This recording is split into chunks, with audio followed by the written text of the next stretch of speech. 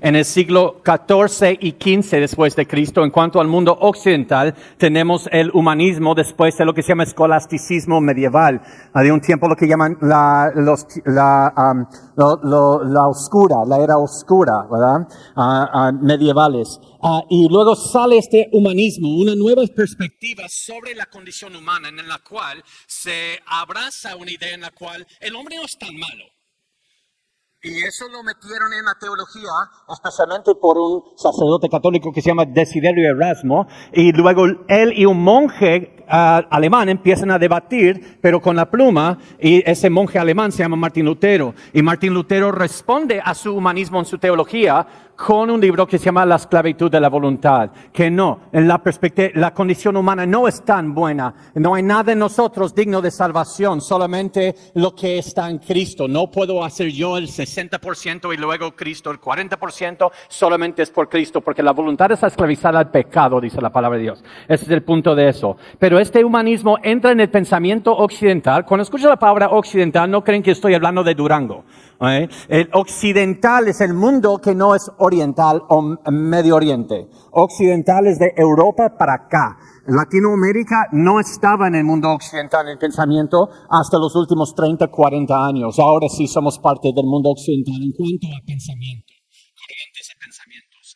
Y luego, esto fue detenido por la Reforma Protestante por un tiempo, pero volvió a salir en lo que llamamos la Ilustración Europea o racionalismo. La idea de que lo que tiene autoridad en la manera que vemos la vida, que vemos a nosotros y a Dios, tiene que ver principalmente con el pensamiento humano. Y eso, aquí es donde nace lo que llamamos la teología liberal. Cuando todo en la Biblia que es fantástico en cuanto a la experiencia humana tenemos que negar. Por eso empezaron a negar que Cristo nació de virgen, que Él resucitó. Dijeron que son moralejas solamente para darnos algo de un entendimiento de cómo debemos vivir. Finalmente descartaron completamente la idea de Dios en el naturalismo, el ateísmo del siglo XIX, XVIII. Siglo XVIII es el tiempo de deísmo. Deísmo solamente fue un paso hacia el ateísmo. El deísmo es la idea de que Dios es un relojero, que nada más hizo el universo y lo dejó marchar como un reloj.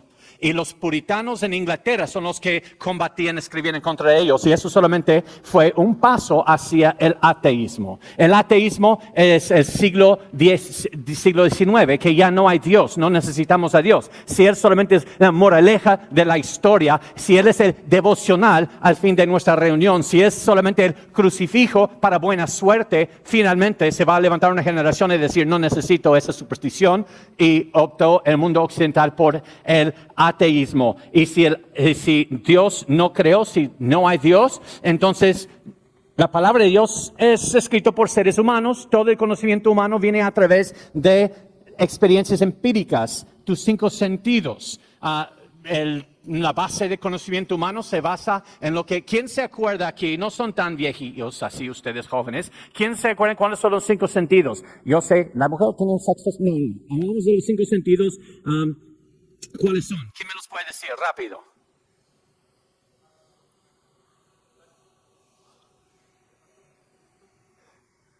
Ok, alguien aquí quiso participar, lo demás ustedes, pues qué mala onda. El empirismo, que solamente el conocimiento humano viene a través de los 5 sentidos. Hay un problema con eso que voy a hablar en el taller, que el mismo empirismo no es detectado con los 5 sentidos.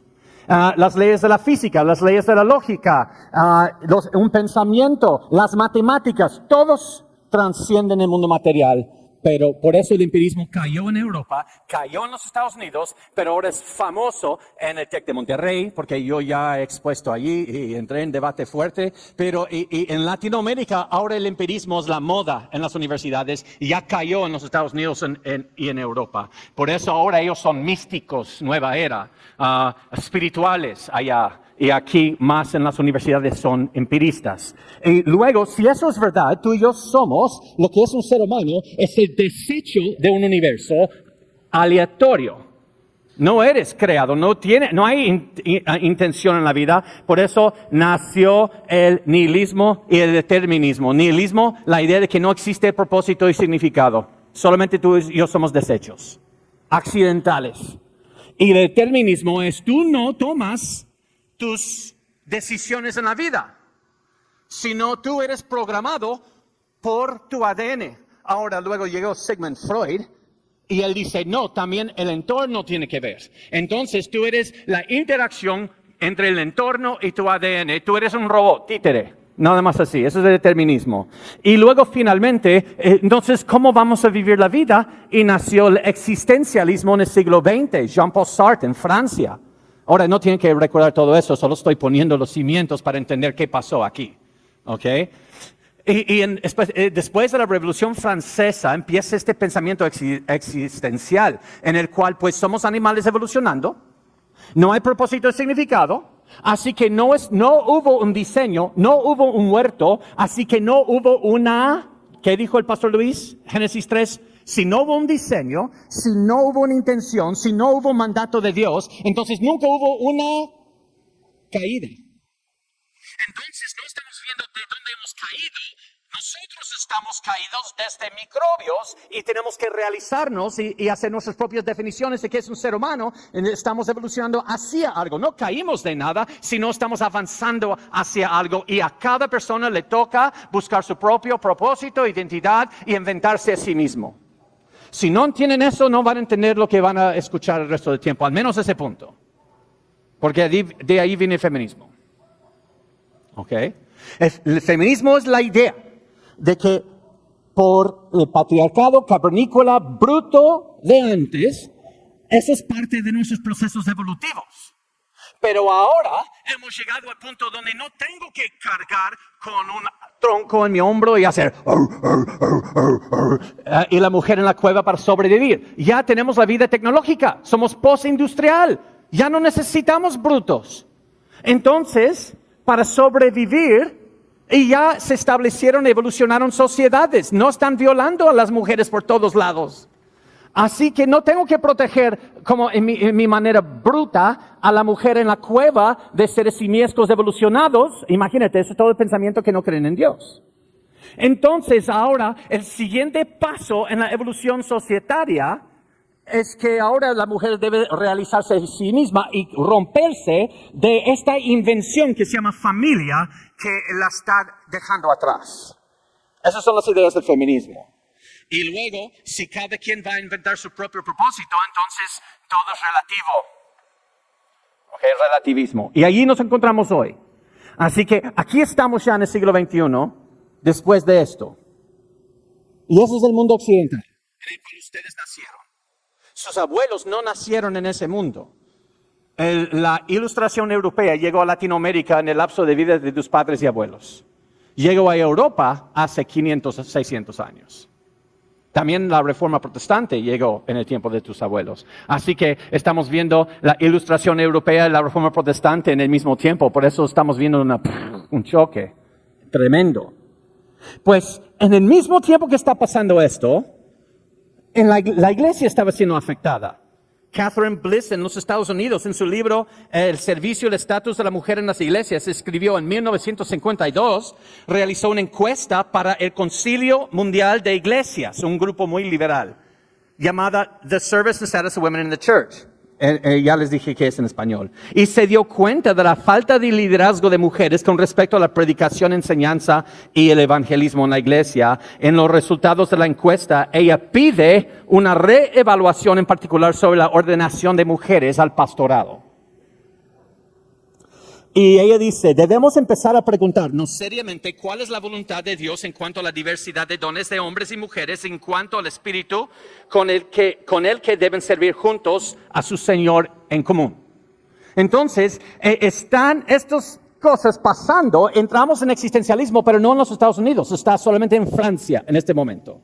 En el mismo tiempo en Francia tenemos existencialismo, de la que les mostré, Jean-Paul Sartre. Tenemos en los Estados Unidos unos grupos liberales que son nietos de la ilustración europea, teología liberal, ¿se acuerdan? Y están empezando a preguntar, ¿por qué no tenemos mujeres pastoras? Entonces solamente está la pregunta hasta aquí. Okay, la pregunta aquí, existencialismo allá. Y en Francia, con el existencialismo, tenemos a Jean-Paul Sartre. Y con el existencialismo postula que no existe el significado y propósito en la vida, ya que esta vida es todo lo que hay, entonces podemos vivir buscando alguna clase de autopropósito.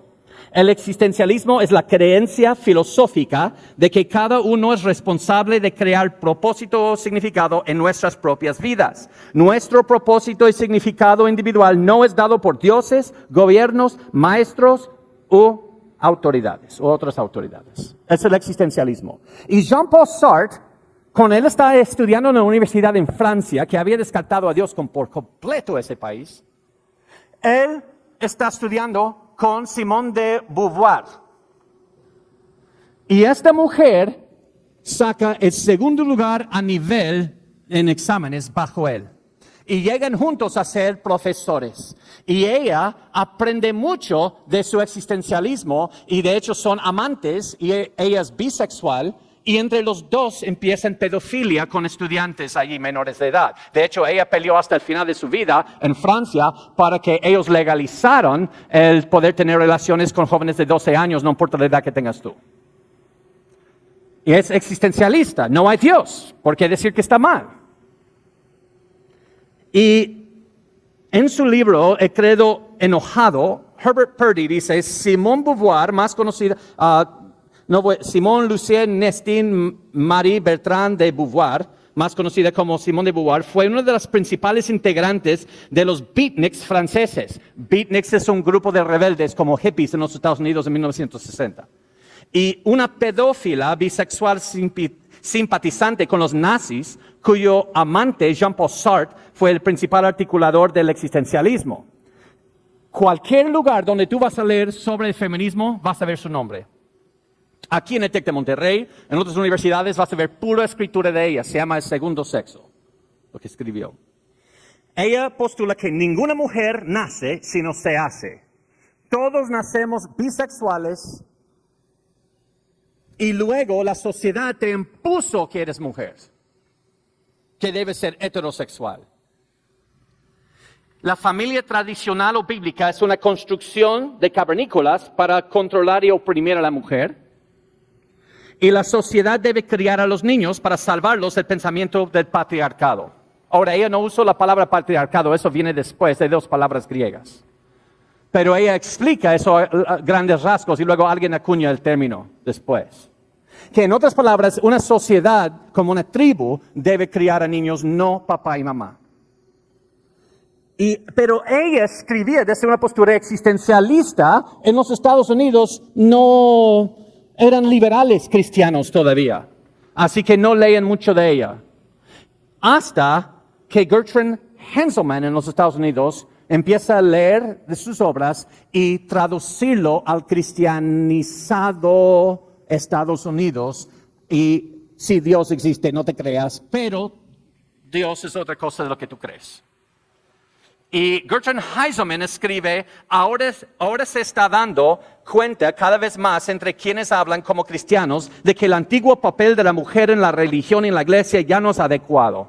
Entonces tenemos paralelamente estas filosofías pasando en el mundo occidental y ya está entrando en la iglesia al mismo tiempo. Y tenemos en los 60 la revolución sexual. La revolución sexual no tiene que ver con sexo. Tiene que ver con tu sexo, hombre y mujer. Y esos muchos se equivocan aquí. No es las orgías que ves en las fotos y 5 personas en la misma cama y Woodstock. No. Eso no fue el lado filosófico, sino no es para que puedas tener relaciones con quien se te dé la gana. Era para decir una mujer con un hombre en escondidos, una casa en su cuarto, en matrimonio. Esa es una prisión, es violación a la mujer. Sácala de allí y déjala que experimente con todo el mundo. Y empezó lo que se llama la ventana Overton. La ventana Overton es la manera que un filósofo, una persona que le gusta empezar movimientos, cómo vas a llevar algo muy drástico, impensable, a que sea no solamente aceptado en una sociedad, sino es algo legalizado y todos los que no están de acuerdo pueden ir hasta la cárcel. Y lo haces a través de la ventana Overton.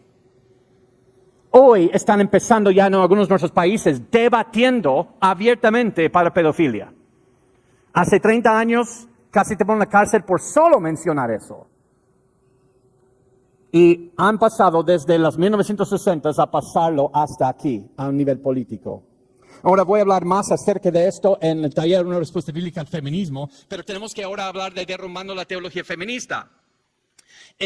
Ahora estamos en el año 1961, ya ha entrado. Ahora vamos a ver cómo las personas meten esto en el pensamiento cristiano. Dr. William Douglas en su libro Psicología Pastoral, en 1961 escribe: en la iglesia como en la sociedad, los hombres han tendido a colocar a las mujeres en una posición completamente subordinada como el vaso más frágil, una forma de propiedad, una fuente de tentación lejos de las cosas del espíritu. Tanto el judaísmo como el cristianismo han incorporado la actitud patriarcal dominante de la cultura de sus orígenes y han tendido a mantener la actitud supersticiosa de la cultura hacia la inmundicia y la maldad femeninas. El mundo tiene miedo a las mujeres, por eso las quiere oprimir. Entonces él dice, aunque la iglesia ha creído en un nuevo Adán, escucha esto muy bien, el nuevo Adán no está hablando de Cristo como postrer Adán, sino caímos en el primer Adán y somos hechos nuevos en Cristo, nuevo Adán. Aunque la iglesia ha creído en un nuevo Adán, por el cual se dejan de lado las consecuencias de la caída, ha tardado en aceptar la posibilidad de una nueva Eva, libre de su compañera la serpiente. Hace referencia a Génesis 3.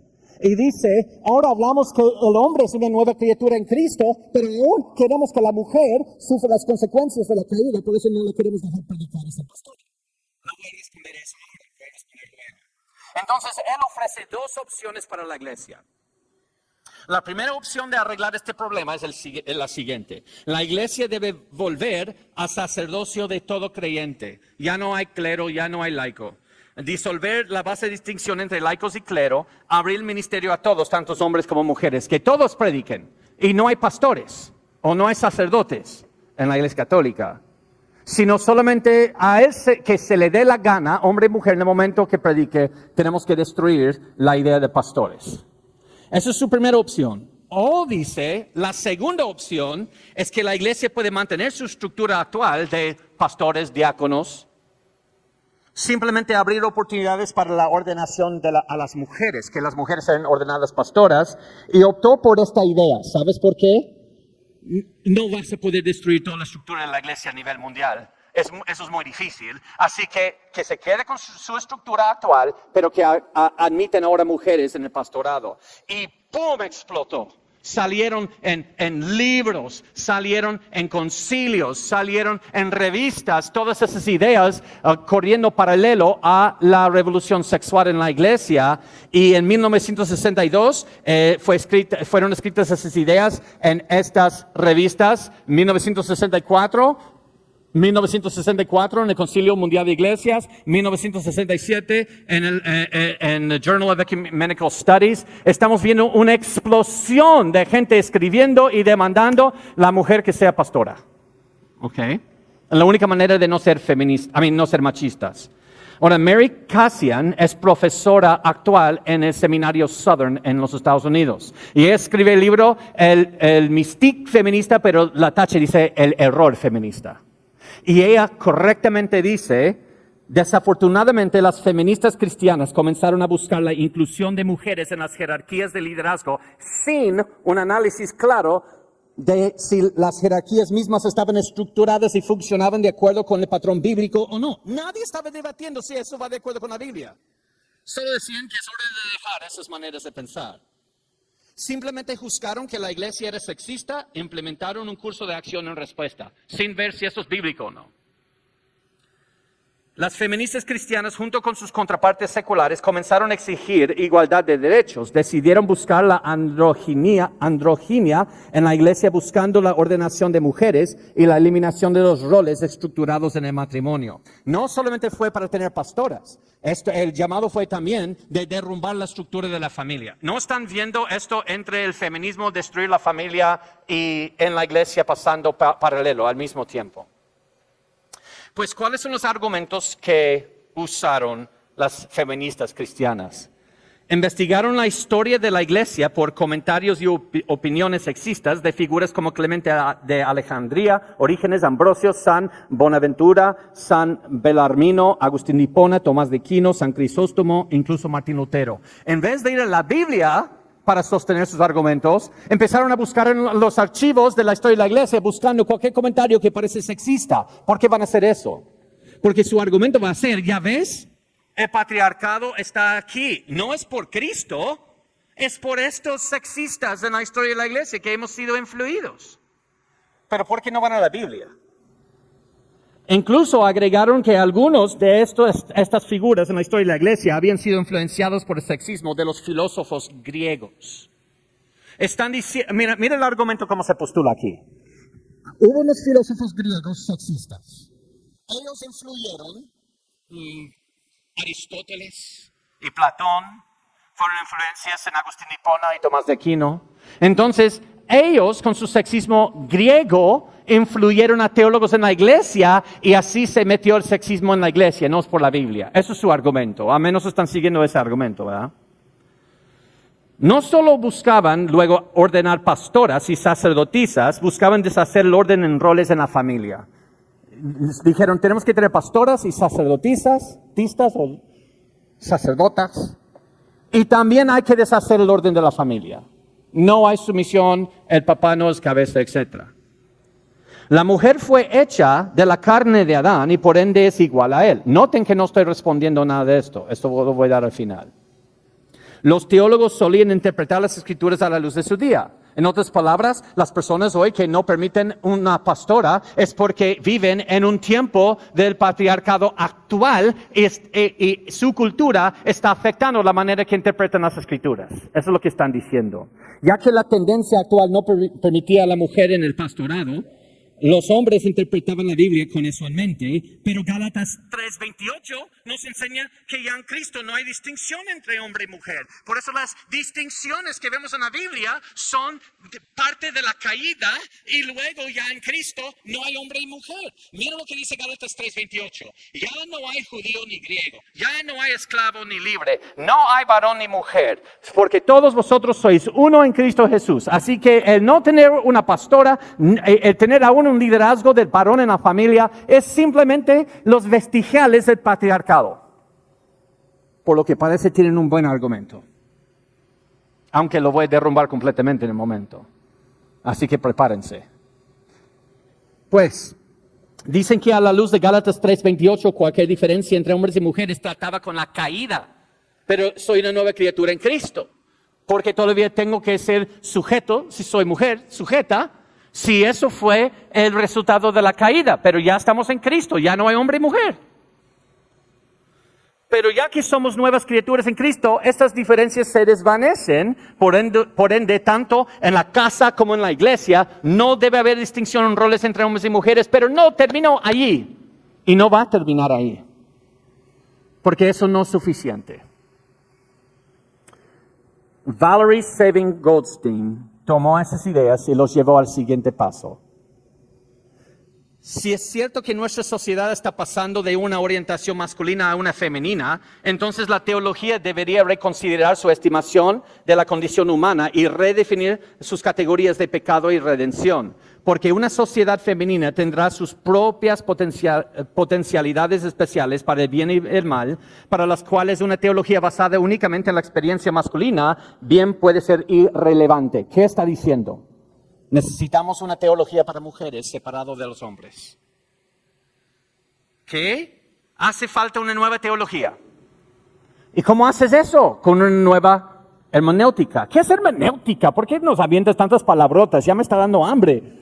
No, hermenéuticas son cómo interpretamos la Biblia. Okay. Tenemos que interpretar la Biblia para una mujer distinto que para un hombre. ¿Por qué? El varón, el patriarcado, necesitaba el evangelio por su tanto orgullo. Entonces Cristo vino y nos dio el ejemplo de la cruz de autosacrificio. Varón, ya no seas el líder, eso es orgullo. Así que Cristo vino y el evangelio para el hombre es que Cristo dejó un ejemplo en la cruz de autosacrificio. Pero la mujer no necesita ese evangelio porque su único pecado es no tener suficiente orgullo. Así que Cristo vino para la mujer, para liberación, y para el hombre, para darnos ejemplo de autosacrificio. Cristo vino para justicia social. La cruz solamente es un símbolo a los varones de, hey, dejen de ser orgullosos. Te voy a mostrar cómo no ser orgulloso. Autosacrificio. Pero eso no es la teología para la mujer. Ella no ha pecado en orgullo. Su pecado es que no tienes suficiente orgullo.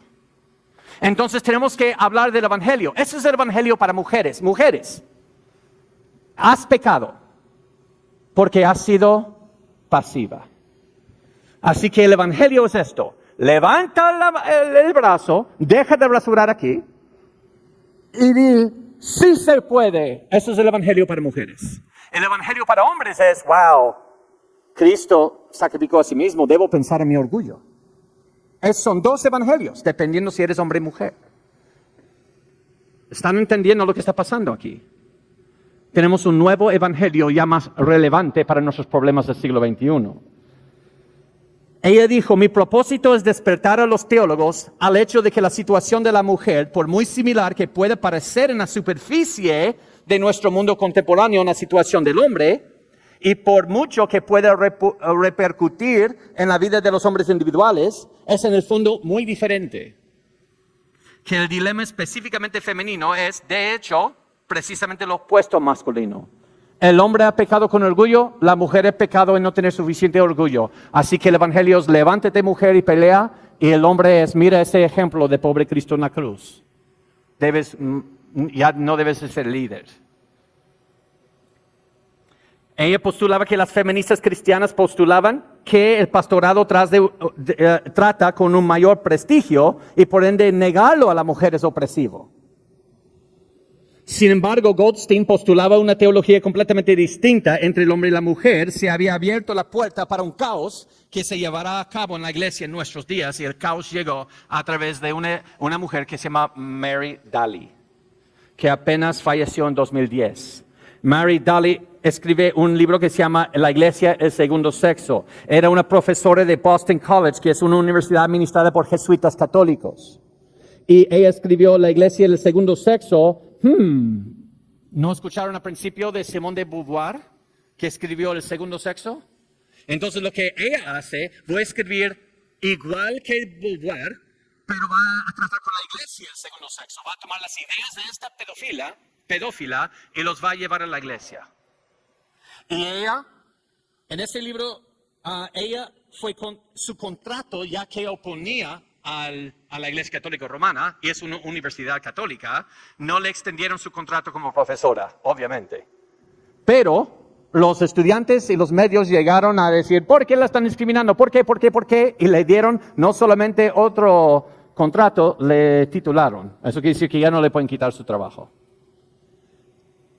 Y ella, el libro acusa a la iglesia de oprimir legalmente a la mujer e imponer pasividad a la mujer, enseñar doctrina que promueve inferioridad de mujeres, dañar a las mujeres por sus enseñanzas sobre la moralidad, excluir a las mujeres de roles en liderazgo en la iglesia como el pastorado. Exige una nueva teología feminista y no hay quien la puede detener porque ahora se ha titulado como profesora y no la pueden quitar.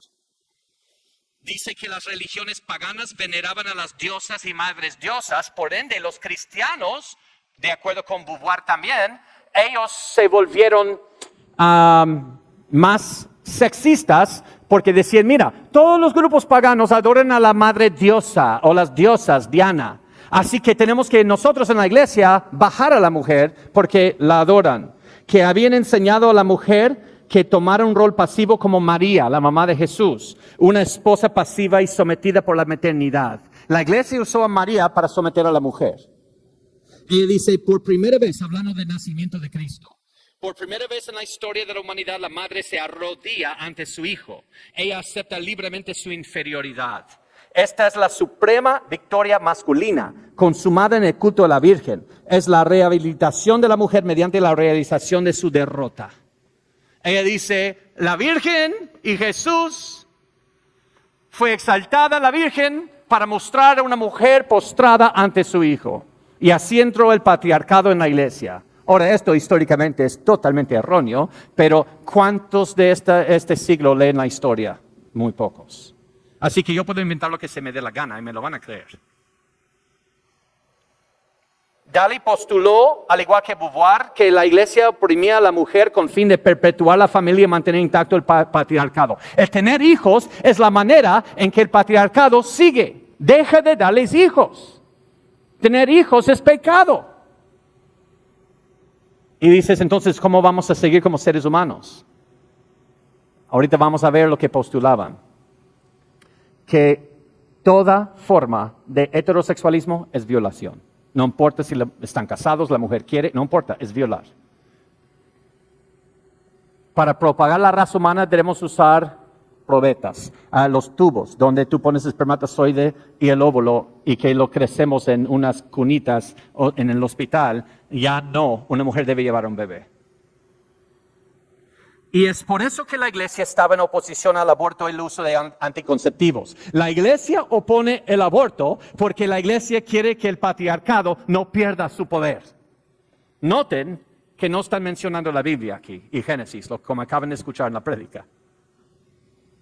Mary Cassian dice correctamente, Dalí decía que por la culpa de la iglesia las mujeres estaban destinadas a quedar embarazadas y tener hijos en contra de su voluntad y luego eran esclavizadas en servidumbre doméstica en el cuidado y crianza de esos niños. Existía una enemistad básica, argumentaban, entre gran parte de la enseñanza moral cristiana tradicional y las aspiraciones personales de las mujeres. Todas esas niñas que veo enfrente de mí, jóvenes, tienen unas aspiraciones, pero el patriarcado de la iglesia dice, no quiero perder mi poder como varón, así que deben ser mamás, así las voy a callar. Eso es lo que están diciendo, lo que está pasando. En 1973, Dalí escribe otro libro donde dice, debemos dejar de llamar a Dios Padre, porque eso es también del patriarcado. Que la noción de referirse a Dios como con el pronombre de varón, él, en vez de ella o ella, es dañina. Los hombres concluyen, porque los hombres concluyen, ya que Dios es varón, el varón es Dios. Y por eso maltratan a la mujer. También la inmutabilidad divina, el hecho que Dios no cambia, y providencia, soberanía divina, fueron conceptos de filosofía griega, no son bíblicas.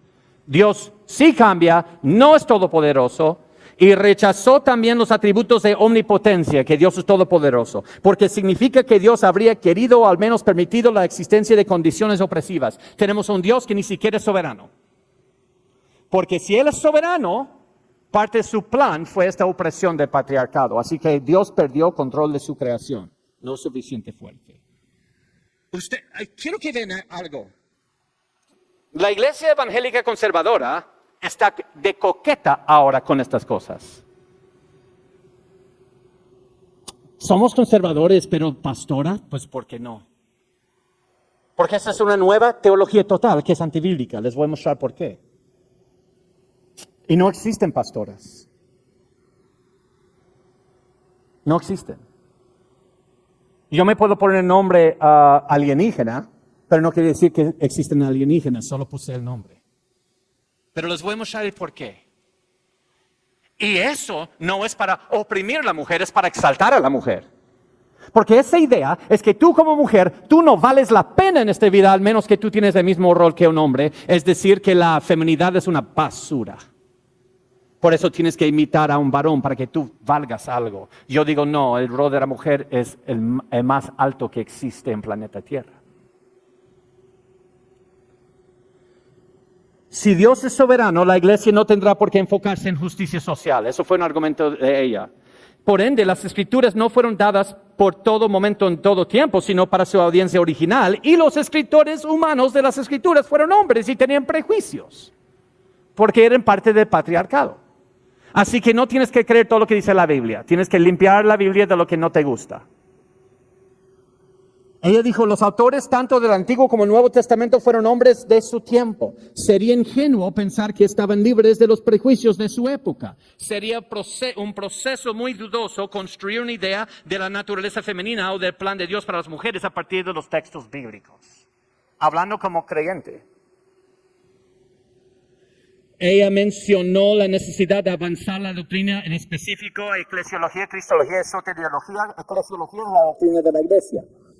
Cristología es la doctrina de Cristo. Hay que inventar una nueva cristología. Que inventemos cómo vamos a seguir de Cristo. Y también la doctrina de la salvación, como ya les mostré. La salvación para la mujer es levantarse con orgullo. La salvación para el hombre es bajar su orgullo. En el área de cristología, Daly creía que era necesario desarrollar una comprensión de la encarnación que vaya más allá de la visión regresiva, obsesionada con el pecado de la vida humana. Si tú predicas el evangelio que Cristo vino para salvar a una humanidad perversa, ya nos cansamos de esas prédicas. Tenemos que hablar de un nuevo Cristo, un Cristo diferente. Ella dio a entender que Cristo era el paradigma de la condición trascendente al que aspiraba el feminismo en lugar del Mesías que fue sacrificado para redimir a una humanidad caída y pecadora. Está inventando un nuevo Cristo y un nuevo evangelio. El progreso humano en todos los niveles, afirmó ella, no Mary Kison, está citando solamente, continúa la obra de la encarnación. La lucha feminista es la continuación de la encarnación de Jesús. Finalmente, Daly cuestionó la interpretación literal del relato del Génesis sobre la caída y la doctrina del pecado. Afirmó que la visión literalista perpetuaba una actitud negativa hacia la sexualidad y la materia y el mundo. Yo ya he visto esto. Esto es teología de la liberación. Esto está en toda Latinoamérica. La teología de la liberación viene de Latinoamérica. ¿Qué es la teología de la liberación? Pues se basa ese título de una teología en un libro de 1971 por Gustavo Gutiérrez, un sacerdote católico en Perú. En la teología del mundo occidental, él decía, la teología de que Cristo murió por ti y resucitó y venció la muerte, ahora es una nueva criatura, así que arrepiéntete y cree en el evangelio. Ese es un evangelio de gringos. Pero eso no ayuda aquí en Latinoamérica. Una vez un pastor aquí en México le hablé de membresía. Dice, eso es algo de gringos. Casi le quise dar una bofetada, pero el Señor me ayudó. Mis hermanos, yo sé que mis compatriotas gringos no son los mejores del mundo. Luchamos mucho con el orgullo y el nacionalismo. Yo sé, no los voy a defender. Pero a la vez, deja de decir esos de gringos como tu escape para todo mugre que quieres adoptar en tu teología, iglesia, en tu vida. Entonces decían que ese evangelio es para gringos.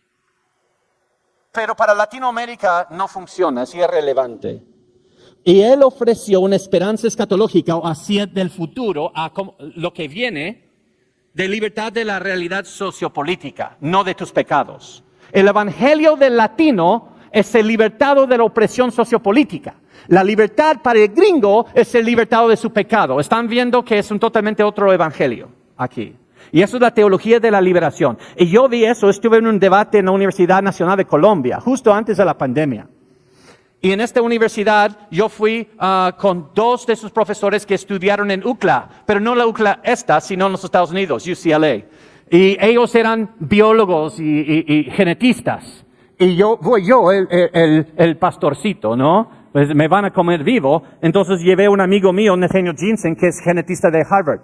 Y llegamos allí y no habían estudiado qué enseñamos, qué tenemos, y llegaron muy así que estos cristianos y aleluyos y bien tontos. Y luego Nathaniel Jensen expuso una hora sin fin de puro genética, y se quedaron como cayendo en sus sillas para entonces. Pero en ese debate, este señor se para, y esos son los dos lados del debate allí, y él dice esto, eso es teología de la liberación.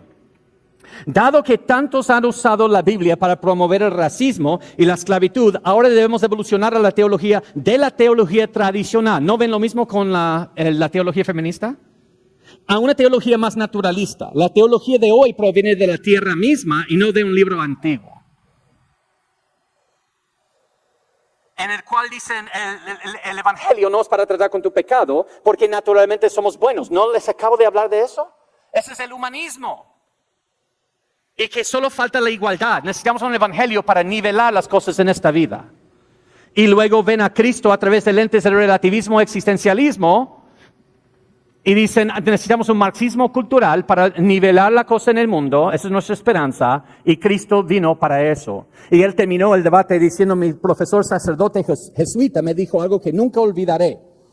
Jesús en Mateo 25, las ovejas y las cabras. ¿Se acuerdan cuando dice que empezaron con el versículo 31 de Mateo 25, que los va a separar cuando venga? Dice, en Mateo 25 nos enseña que no importa lo que crees.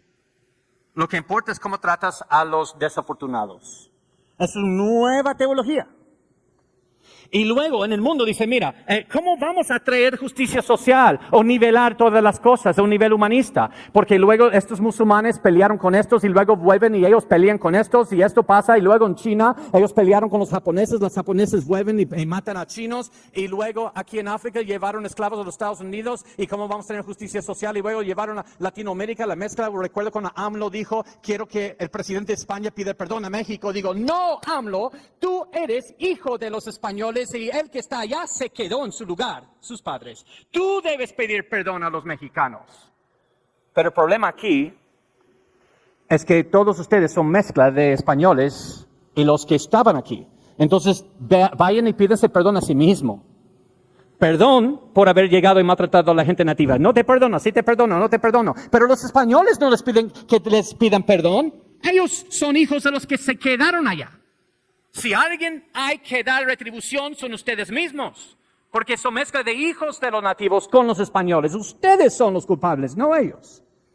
Pero todos queremos retribución, y el evangelio es para eso. Y luego, ¿cómo vamos a llevar eso si todos somos pecadores? Pero eso es una sola generación, generación sobre generación sobre generación. Que ahora todos estamos usando a Cristo como víctimas para nuestras propias agendas y justicia social. Y ahora los feministas tienen su propia teología, van a hacer lo mismo.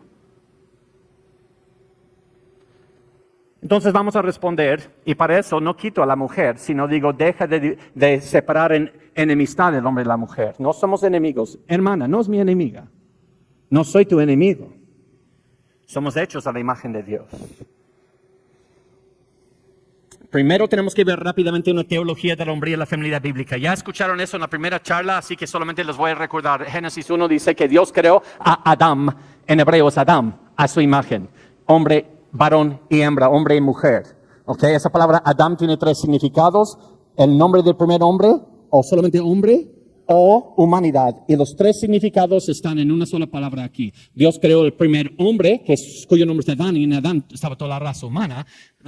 Eso todo está en ese Adam, y luego Dios pone 2 subcategorías por debajo, hombre y mujer. Aquí les voy a enseñar 2 términos teológicos. ¿Están conmigo? Yo sé que tienen hambre, yo sé, pero si aprenden 2 términos teológicos, van a ser mis best friends, ¿ok? Yo les mando un Uber Eats, les llevo algo, no sé, lo va a pagar otra persona, porque no lo voy a pagar yo. Cuando decía mi suegra que se te la pague Dios, y yo digo, cuando yo digo que se te lo pague Dios, porque yo no. Es mejor manera de decirlo. Ok. Quiero que aprendan 2 palabras, ¿ok? Pueden decir estructural y funcional. Solo aprenden esos 2 y ya la hicieron. ¿Te di conmigo estructural? Wow. Okay, parece que estoy sacando dientes aquí. Okay, no son tan viejos, yo sé que... Ándale. Estructural y funcional. Esos son 2 aspectos o categorías del imago Dei, o la imagen de Dios. Estructuralmente, el hombre y la mujer somos, eso quiere decir estructural, lo que eres en esencia. Eres imagen de Dios, sea que eres hombre y mujer, sea que estés dormido, despierto, sea que tienes el IQ más grande del mundo o tienes síndrome de Down. No importa, eres hecho imagen de Dios, tu vida vale la pena vivir.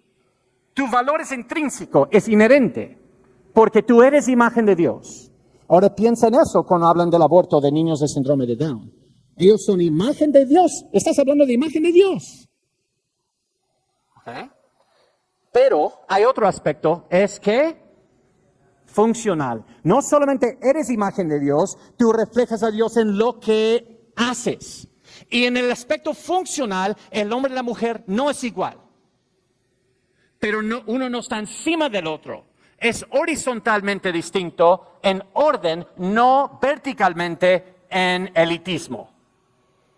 Y ten cuidado con querer decir que ser una mamá es algo menor, porque hay distintas funciones de la misma Trinidad. Tuvieras que concluir que Cristo es menor que el Padre, si dices eso. En lo funcional, el hombre, no lo voy a leer porque se me fue el tiempo como siempre. El varón en sus funciones es proveedor, protector, pastor, sacerdote, profeta. ¿Ok? Eso se ve en Génesis 2. La mujer es ayuda idónea. Uy, eso parece la gata. No nos gusta esa palabra por las novelas que son tan clasistas que deben dejar de ver porque les están envenenando la mente. Nos enseñan clasismo. El clasismo. En las novelas, los que viven en esas mansiones, usualmente, ¿qué tonalidad de piel tienen? Claritas, ¿no?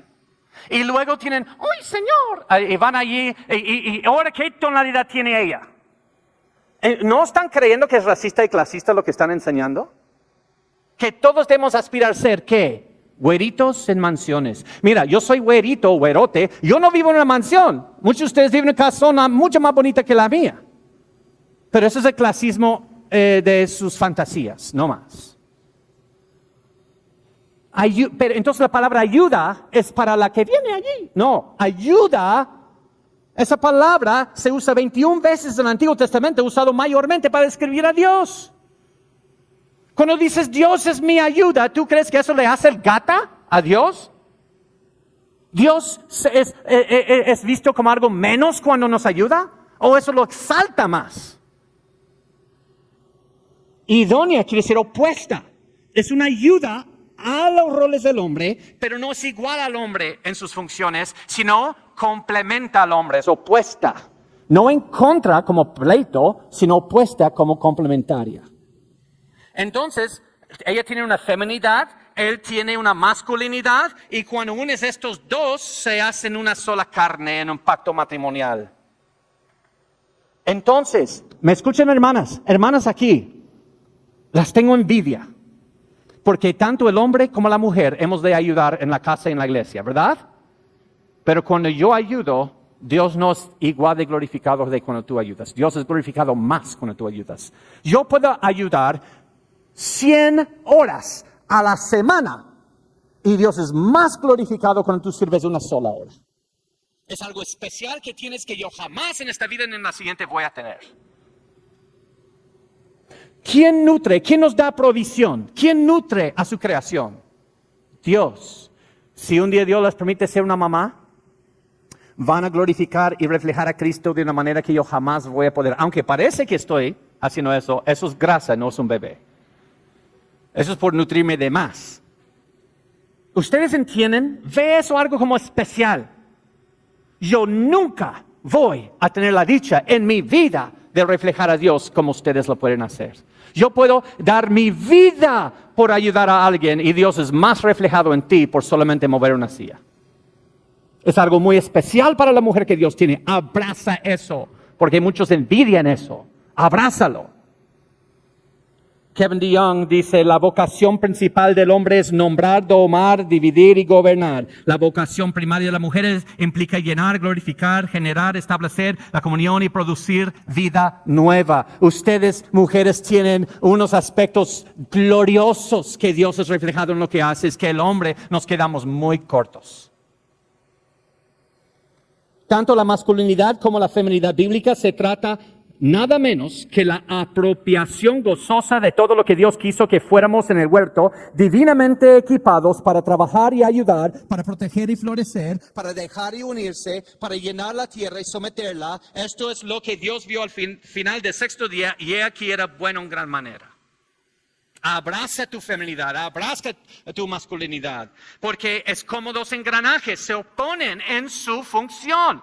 Si pones a dos engranajes en el mismo ángulo, ¿van a hacer algo? ¿Algún ingeniero mecánico aquí? ¿Va a hacer un movimiento? No, se tienen que hacer. Sus posiciones se tienen que complementar para que se muevan. Por eso, dos términos más, complementarianismo e egalitarianismo. Complementarianismo es lo que enseña la Biblia, que las funciones se deben complementar. Egalitarianismo es teología feminista. Tienen que ser iguales las funciones para que tengan el mismo rol. Entonces, a un nivel teológico, ¿qué están confundiendo? A ver, ¿quiénes son los teólogos aquí? Yo sé que estás en mis clases, así que ni te escondas, amigo. Están confundiendo los aspectos estructurales con los aspectos funcionales. Entonces, la respuesta a esto es teológica, no social. Número 2, responder los argumentos para egalitarianismo. Es lo siguiente que tenemos que hacer. ¿Cuáles son sus argumentos? La sumisión de la mujer fue debido a la caída. En Cristo somos nuevas criaturas. ¿Se acuerdan de lo que vimos? Eso. Y lo dijeron aquí. Pero mira, en la creación, Dios da su palabra al hombre. y luego él debe lavar a su mujer con esa palabra, pasar la palabra de la prohibición de Dios a ella. Dios no dijo a la mujer que no comas del árbol. Dios dijo al varón antes de hacer a la mujer. Velo, allá está en Génesis. Entonces, ¿quién tuvo el trabajo de decir a la mujer que no coma? El hombre. Entonces, ¿qué está haciendo el hombre? Está pastoreando, está predicando, pregonando la palabra de Dios a la mujer y luego a sus hijos y luego a ellos a sus hijos. ¿Ustedes ven ese rol? Entonces, ella y él, en unión de una sola carne en matrimonio, van a reinar sobre la creación, van a dirigir la creación. Entonces, ¿qué hizo Satanás?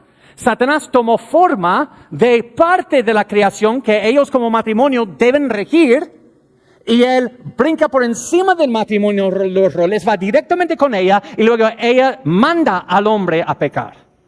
Él está deshaciendo los roles. En otras palabras, si estás de coqueto en este momento con la teología feminista, solo estás emulando Satanás. Porque es exactamente lo que él hizo, confundir la manera funcional en la cual Dios es glorificado. Es exactamente. Se los puedo comprobar, porque Dios mismo lo dijo.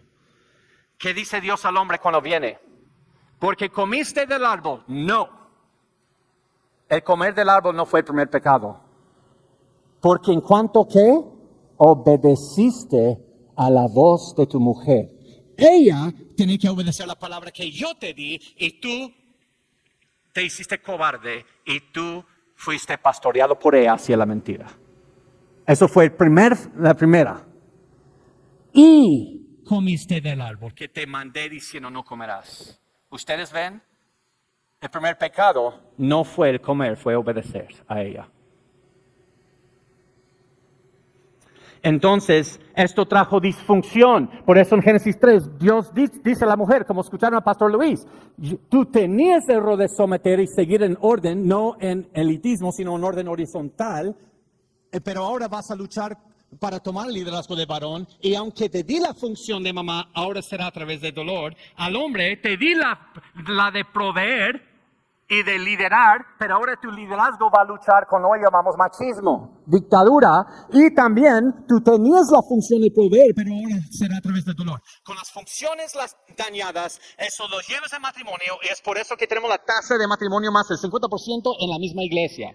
Es porque somos dos pecadores con funciones en disfunción, tratando de buscar lo nuestro, y nos damos cuenta que aunque esta mujer me dijo 1,000,000 de veces, te amo, te adoro, es una pequeña pecadora que está buscando lo suyo. Y tú también estás buscando lo tuyo. Y entran dos egoístas y hay una explosión. No hay esperanza para lo humano. Es por eso que tenemos la redención en Cristo, algo tan hermoso que nos hace nuevas criaturas. Porque mira esto, alguien dice, pero Pablo dice que la mujer no ha de predicar. Pero sí, eso es porque hubo un problema cultural de su tiempo, pero no.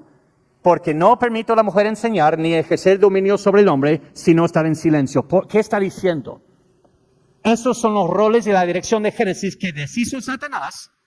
En una mujer, hay mujeres aquí que pueden predicar mejor que cualquier hombre aquí. No se trata de habilidades, pero Dios no quiere ser glorificado a través de tu predicación a varones. Punto. No quiere. ¿Y qué dice Pablo? ¿Por qué? Esa es la razón por qué la mujer no puede enseñar en la iglesia. Adán fue formado primero, después Eva. ¿Está diciendo que es algo cultural de su tiempo? No. Está apelando al orden de la creación. No es que la mujer no puede, no tiene capacidad. Mujeres, el promedio de mujeres son más inteligentes que los varones, les voy a decir, se ha comprobado. Eso me hace sentir un poco mal porque hay tantas hermanas aquí, así que ya me siento medio tonto. Pero eso no es el punto. El punto es que la manera que Dios se quiere glorificarse. Dios hizo primero al hombre, le dio su palabra y no dijo nada a Eva. Que Adán le predicara la palabra y luego él obedeció la predicación de la mujer que viene de la carne y del pecado, y Adán pecó en obedecer su pregonación. Y Adán no fue engañado, sino fue la mujer siendo engañada. Dios no dio su palabra a la mujer directamente. Entonces la mujer más fácilmente fue engañada porque ella no recibió directamente la palabra. Pero Adán bien sabía lo que estaba haciendo porque Dios mismo le dio esa palabra. Pablo dice en 1 Corintios 14, como en todas las iglesias de los santos. No hubo un problema entre los corintios de feminismo. No, ¿qué dice Pablo? Como en todas las iglesias de los santos. En todo el mundo, vuestras mujeres caen en las congregaciones. No caen así que, calladita más bonita. No, eso es terrible.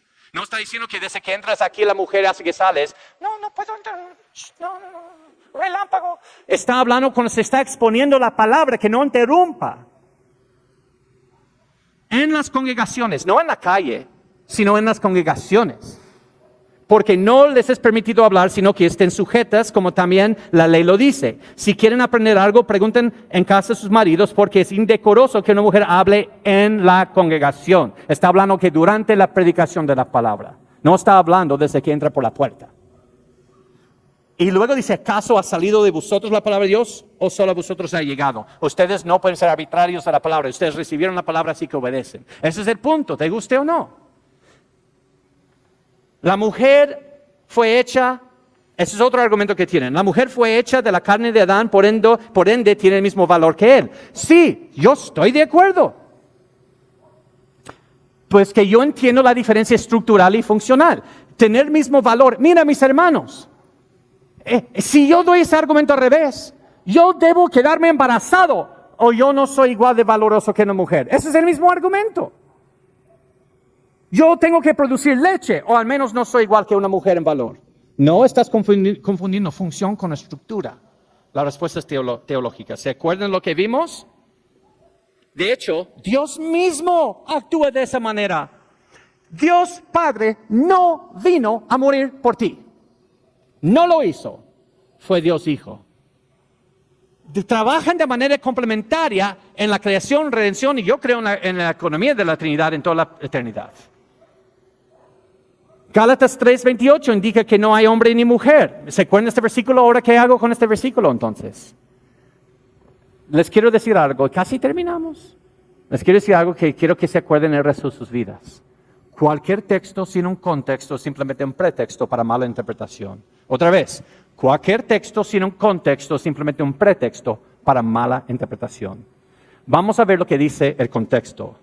Pero antes que viniese la fe, estábamos confinados bajo la ley, encerrados para aquella fe que iba a ser revelada, de manera que la ley ha sido nuestro ayo para llevarnos a Cristo, a fin de que fuésemos justificados por la fe. Pero venida la fe, ya no estamos bajo ayo, pues todos sois hijos de Dios por la fe en Cristo Jesús. Porque todos los que habéis sido bautizados en Cristo, de Cristo estáis revestidos. Ya no hay judío ni griego, ya no hay esclavo ni libre, ya no hay varón ni mujer, porque todos vosotros sois uno en Cristo Jesús. Y vosotros sois de Cristo, ciertamente el linaje de Abraham sois, herederos según la promesa. ¿Qué está hablando? Del alcance de la redención. Que Dios en Efesios 1, que nos predestinó de acuerdo al puro efecto de su voluntad, no dijo, voy a predestinar casi todos que sean varones porque no me caen bien las mujeres. No, sin tomar en cuenta si ibas a ser hombre o mujer, Dios te eligió. Está hablando del alcance del evangelio, no tu rol. De hecho, si ya no hay judío ni griego, pero aún hay un orden de judío primero y luego el griego. Hay un orden en la casa de primero hombre y mujer en cuanto a orden de liderazgo. Hay un orden en la iglesia. Entonces, no hay judío ni griego, pero el evangelio primero al judío. Sigue existiendo el orden.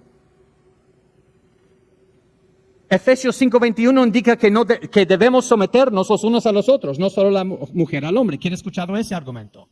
Dice Efesios que debemos someternos los unos a los otros, no la mujer al hombre. Pues eso dice, someteos unos a los otros en temor a Dios. Y luego, ¿qué dice después? Las casadas a sus propios maridos, al Señor. Y luego dice, los hijos a vuestros padres y los siervos a nuestros amos. Entonces, ¿qué está diciendo el versículo? Cada quien ha de someterse a su autoridad, respectiva autoridad, no todos unos al otro. ¿Ustedes creen que la Biblia está diciendo ahora que mi niño de 3 años me debo someter a él? No.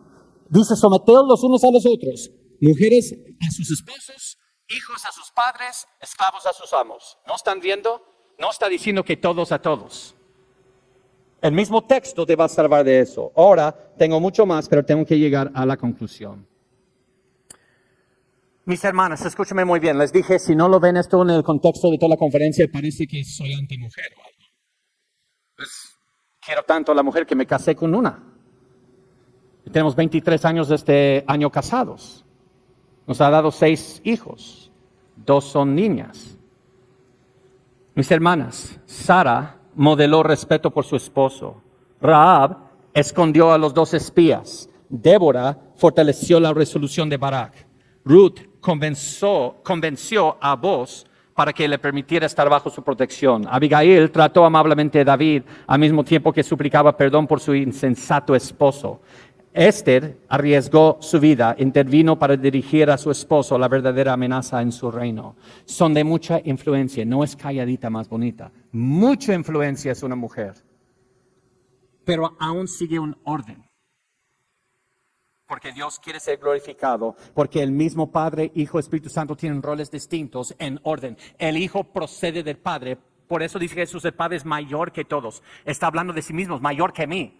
Pero Jesús es estructuralmente Dios, funcionalmente Él procede del Padre en orden, pero no lo hace menor que el Padre. ¿Están entendiendo eso? La misma Trinidad funciona de esa manera. Así que termino con esto. ¿Por qué Dios quiere tener Él mismo en la Trinidad, quiere tener complementarianismo en sus funciones? Porque quiere que lo glorifiques y lo conozcas por las distintas funciones en la Trinidad. Dice el apóstol Pablo, la gracia de Jesucristo, el amor de Dios, hablando del Padre, y la comunión del Espíritu Santo sean con todos vosotros. La gracia de Cristo, pero el Padre y el Espíritu Santo también tienen gracia, pero quiere que te enfoques en esta persona, en su gracia. El amor del Padre y la comunión del Espíritu Santo. Entonces Dios es complementarianista en sí mismo, en funciones, y quiere que nosotros reflejemos eso también entre hombres y mujeres. Así que hazte la pregunta, ¿vale la pena Dios ser glorificado de la manera que Él quiere? ¿O se trata de mí lo que a mí se me da la gana? ¿Todavía estás buscando tu identidad en lo que haces? Ay, métete con las novelas a ver si te den trabajo. Pero en la iglesia del Señor, nuestra identidad es quienes somos en Cristo y hacemos de acuerdo a su voluntad. La gracia del Señor Jesús. ¿Por qué la gracia del Hijo? Porque ya conocéis la gracia de nuestro Señor Jesucristo, que por amor a vosotros se hizo pobre, siendo rico, para que vosotros con su pobreza fueseis enriquecidos. Sam Waldron dice así que la gracia del Señor Jesús en su maravillosa virtud personal y la cualidad de bondadosa condescendencia, humildad compasiva y sumisión misericordiosa es esta gloriosa característica personal la que lo hizo dispuesto a bajar de la gloria para morir por nuestro lugar, en nuestro lugar y por nuestros pecados. Esta cualidad, esta gracia es nada menos que divina y majestuosa. Por eso dice el apóstol Pablo, la gracia del Señor Jesús glorifica a Cristo por su gracia. Ahora el amor de Dios. Muchos creen que Dios Padre no es amoroso, es el ogro del Antiguo Testamento, es un demiurgo. Creían los dualistas del docetismo en la historia de la iglesia. Pero ustedes saben, aquí les tengo una noticia sobre Dios Padre. Dios Hijo, Jesús, no te eligió para ser salvo. Fue el Padre. Bendito sea el Dios y Padre de nuestro Señor Jesucristo, que nos bendijo con toda bendición espiritual en lugares celestiales en Cristo. Según nos escogió, ¿quién? El Padre te escogió en Él, en Cristo, antes de la fundación del mundo, para que fuésemos santos sin mancha delante de Él, en amor, habiéndonos predestinado para ser adoptados hijos suyos. El Padre dijo, te llamó por nombre antes de la fundación del mundo. Tú fuiste elegido por el Padre. Por eso Dios quiere que exaltas a Él en su amor.